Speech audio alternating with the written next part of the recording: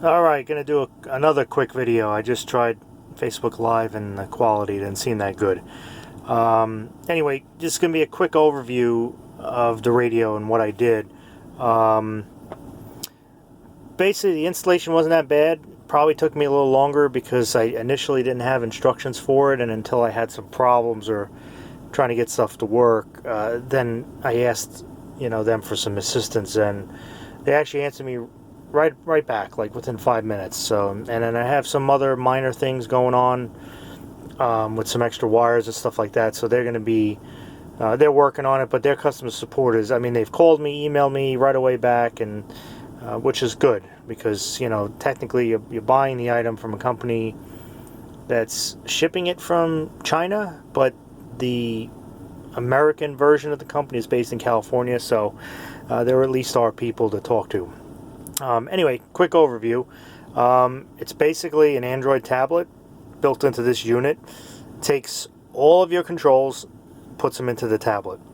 Down here, this is all digital, but it's all digital AC controls and what have you. You push down here anywhere, and then this screen pops up, gives you options for I don't know, how do you do that? Oh, I guess you gotta do the plus and minus for your fan.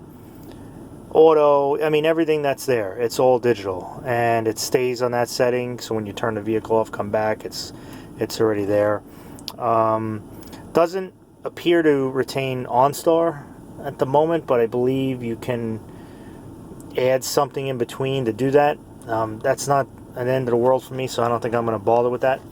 But it does seem to retain the steering wheel controls, which is nice. However, the steering wheel controls don't seem to carry the function over to an app. So for instance, if I download Pandora, which I've done, it doesn't seem to skip or next or whatever that way. Could be a setting thing, but it doesn't appear to do that. You have Bluetooth phone, which kind of tried, didn't seem to be working, but I was in the middle of working on it, so I don't know how well that works.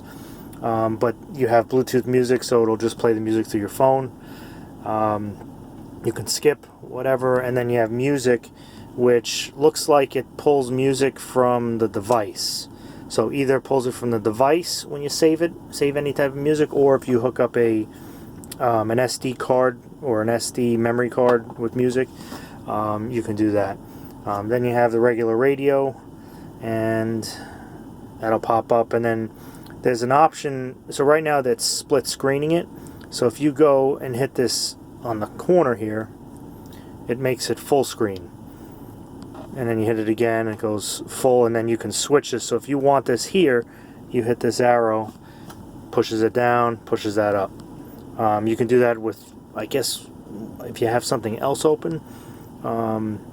Let's see, the navigation wasn't working before.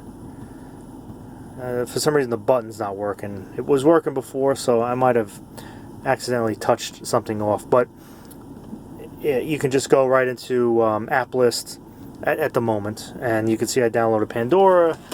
You got Gmail. I mean, you put everything on here.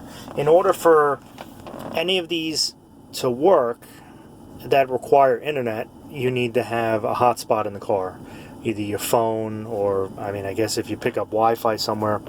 But let me just go to the Google Maps. So Google Maps is Google Maps, as it would be on your phone or on Android Auto. Now I'm coming from a Pioneer unit that had Android Auto, and to be honest with you, not that thrilled with it. But full functionality of that.